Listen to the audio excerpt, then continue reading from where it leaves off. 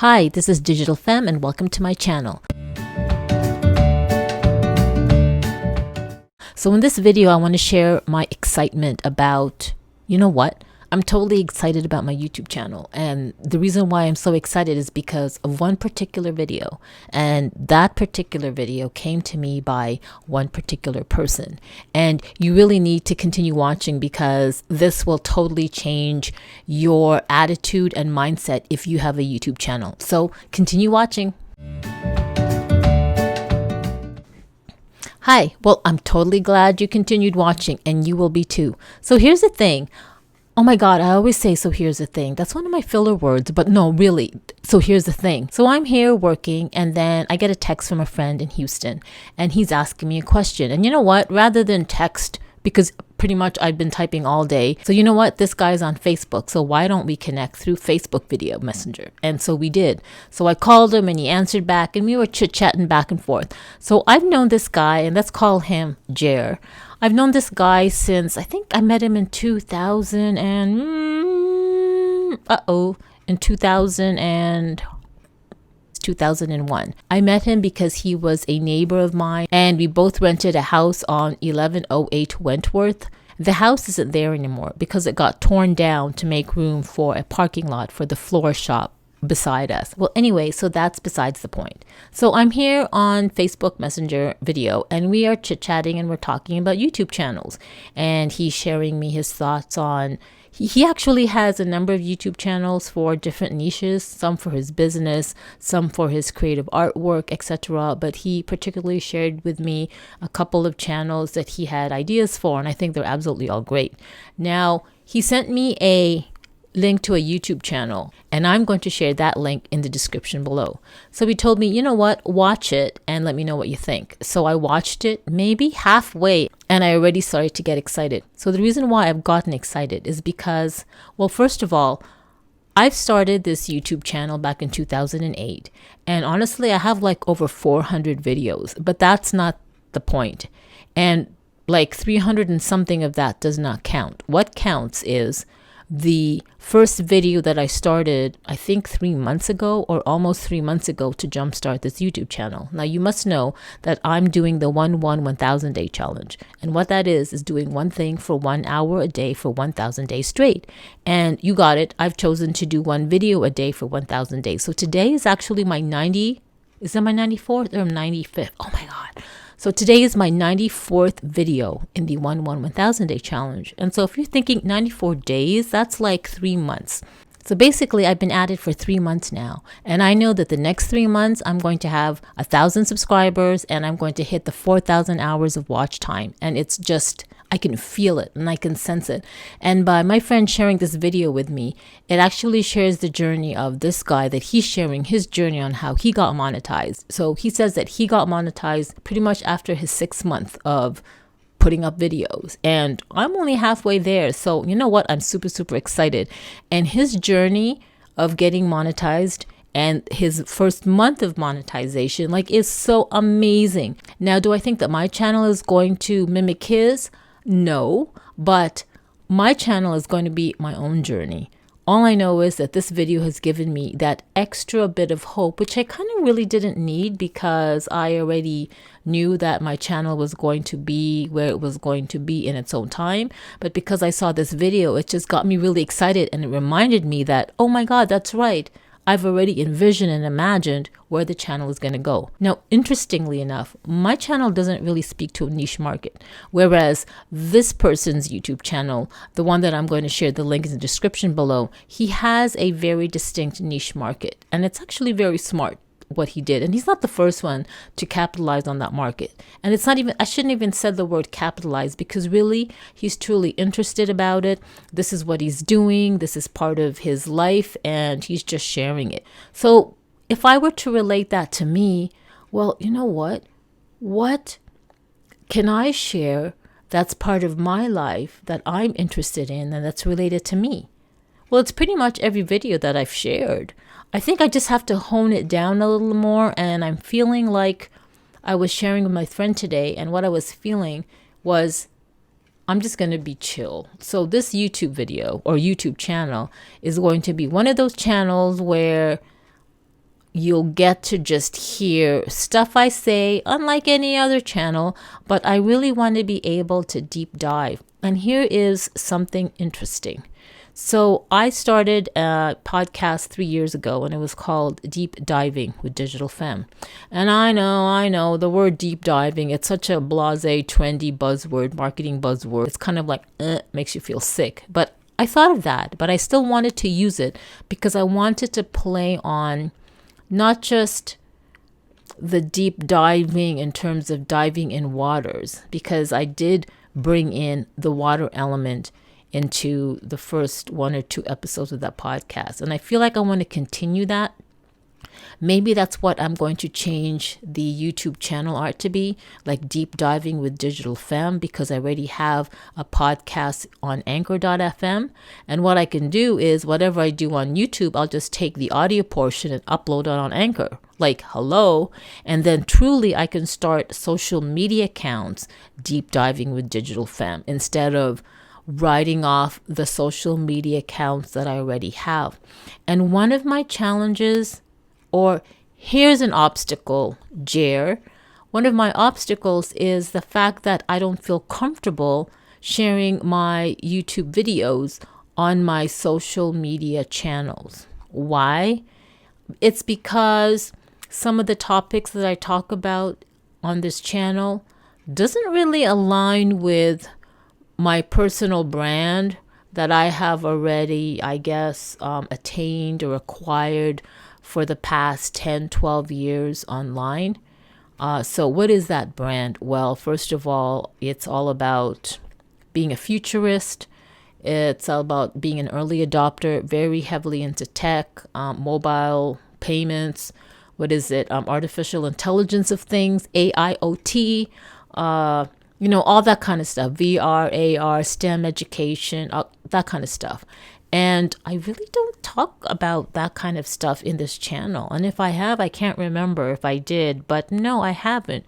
I pretty much talked about a whole bunch of other things. Like number 1, there's a video called How I Tamed My Dragon, like legit, a real dragon that I couldn't see, but it was here. Or, my How I Saw Fairies, no kidding. And all that kind of related metaphysical and or spiritual out of this world stuff. And I also shared other things like, the death of my second son and how that came about.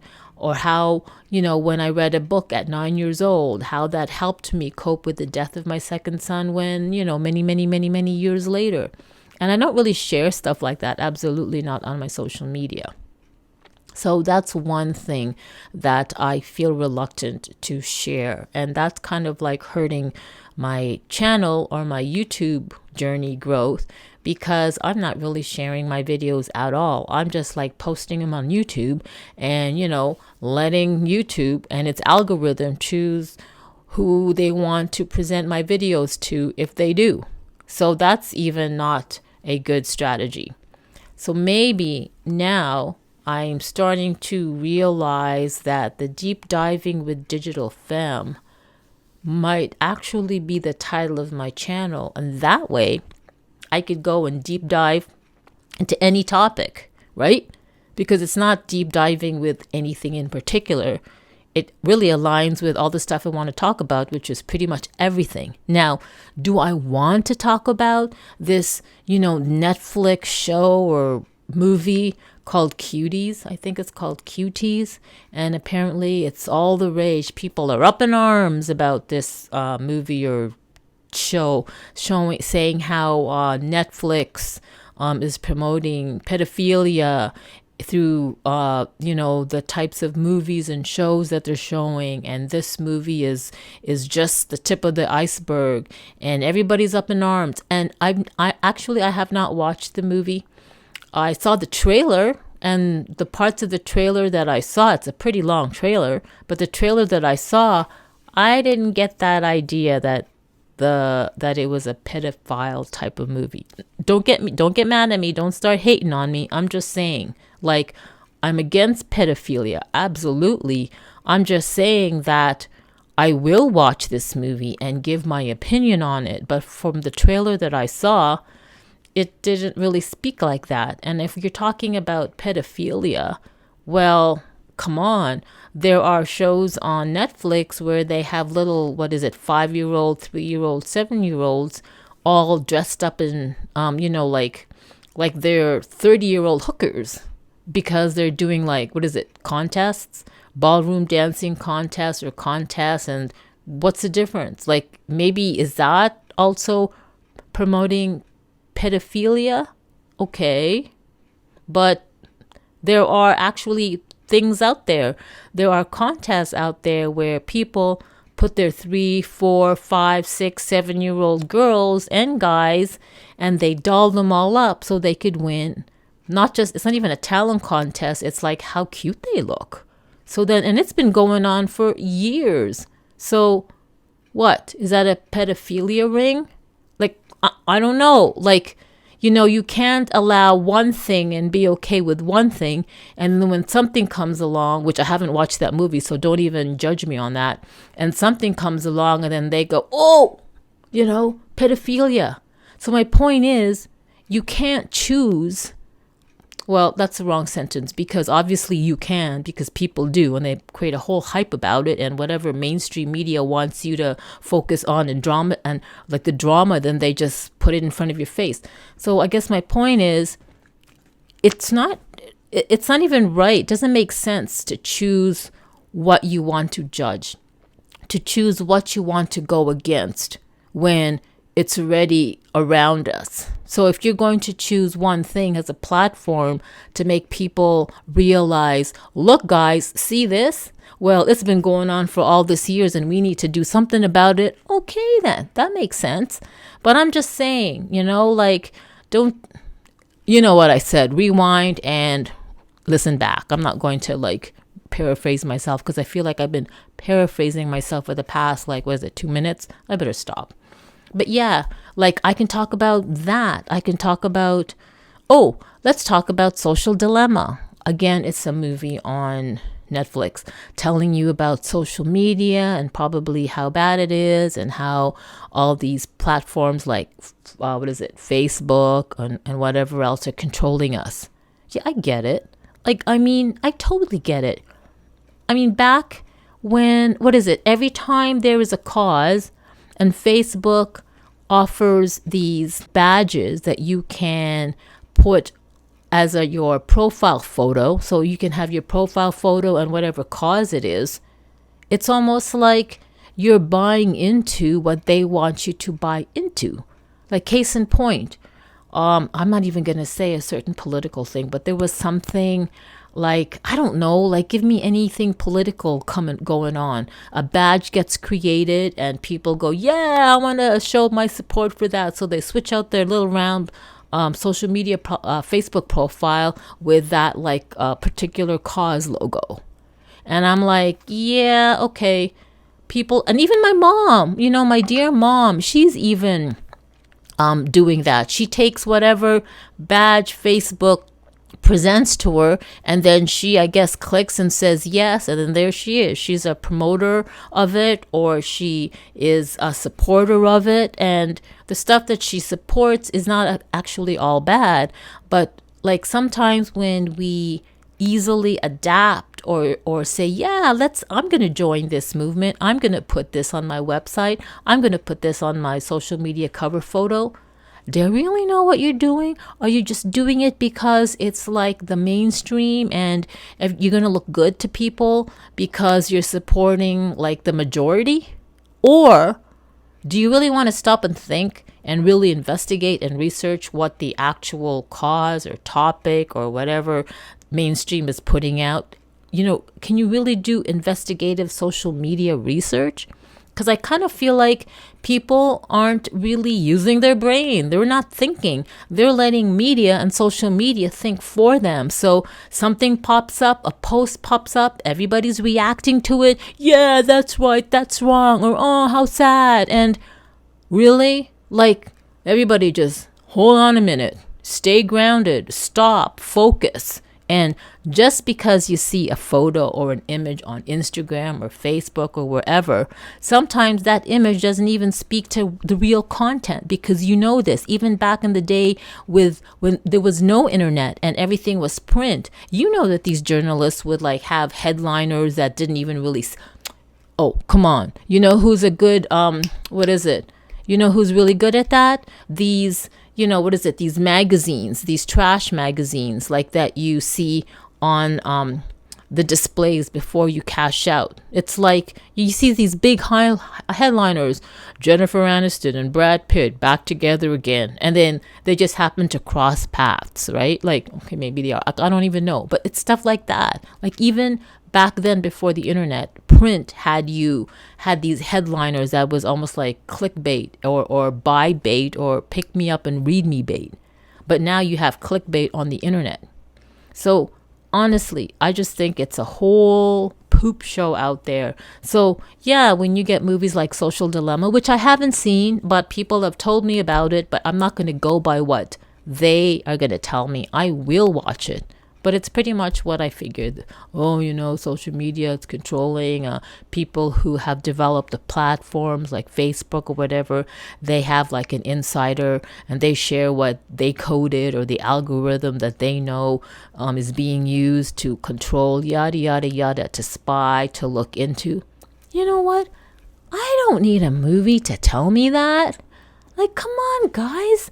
Even before the internet, people can easily look into what we do.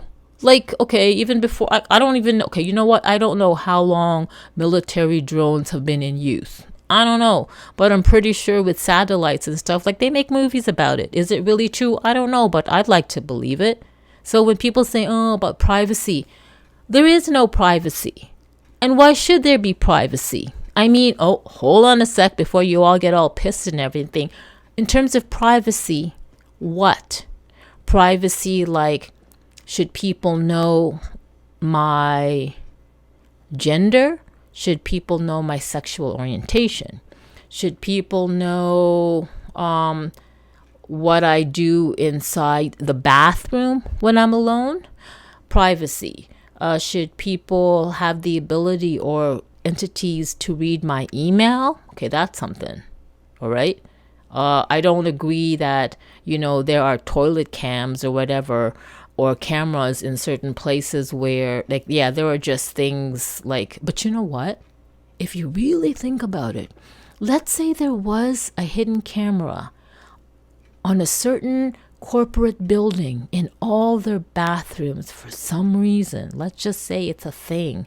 And we go into the stall and we close the stall and there's a security camera wherever, and then they what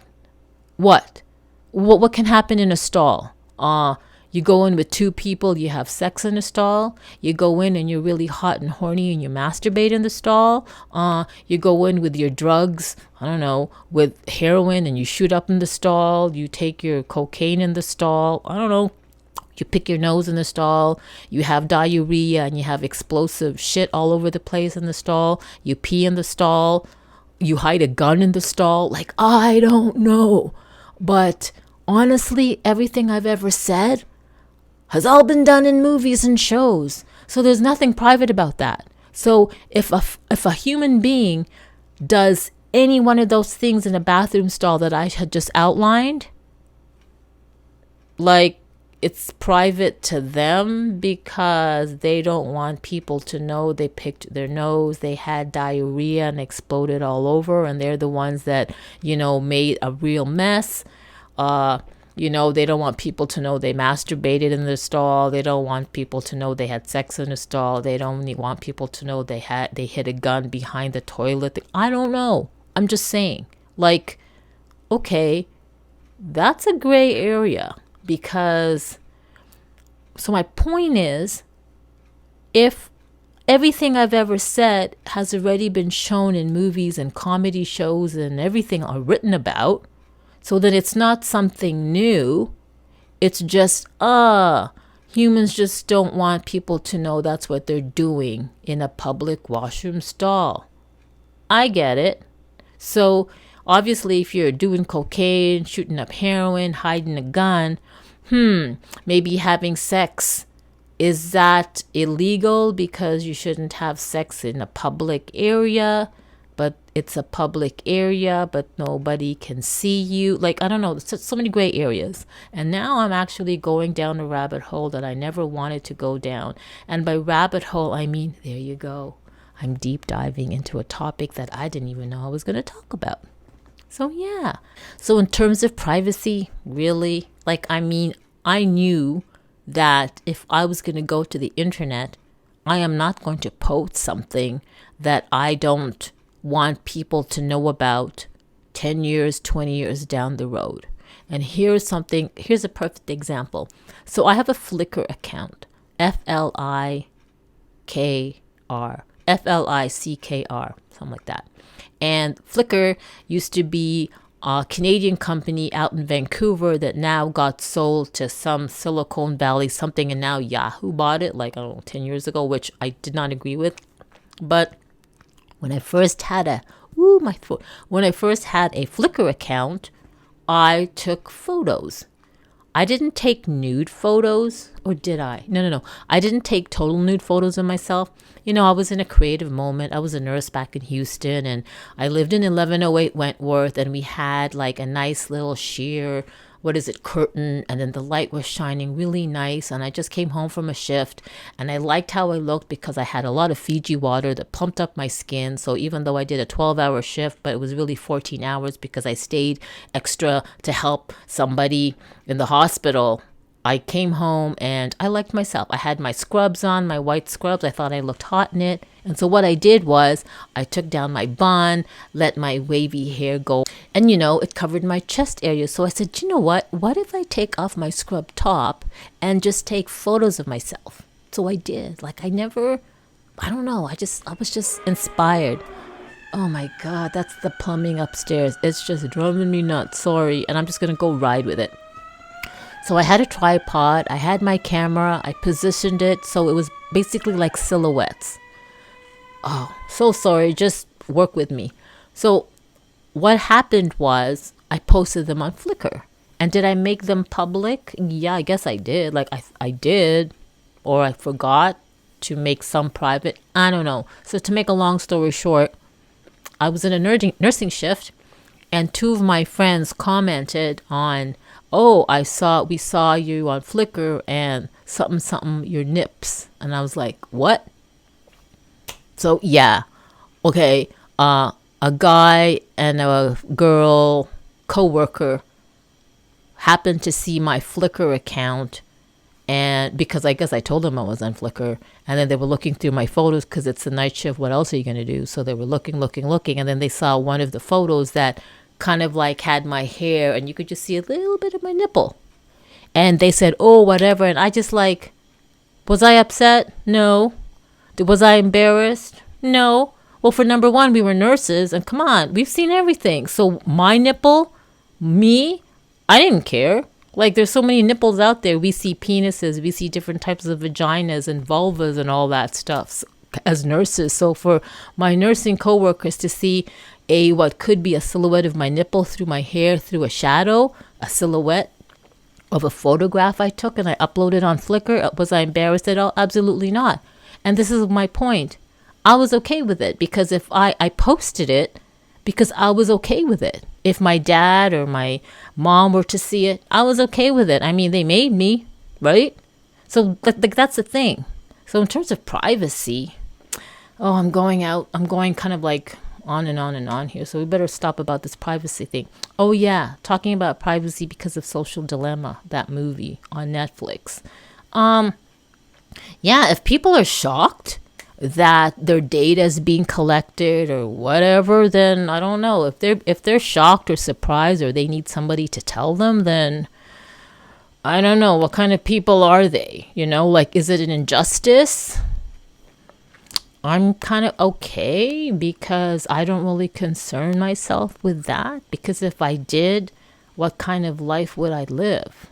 I don't want to be concerned about privacy and this and that. I just want to be able to live my life and feel good about the choices I made and know that I have control every moment on how I want to feel.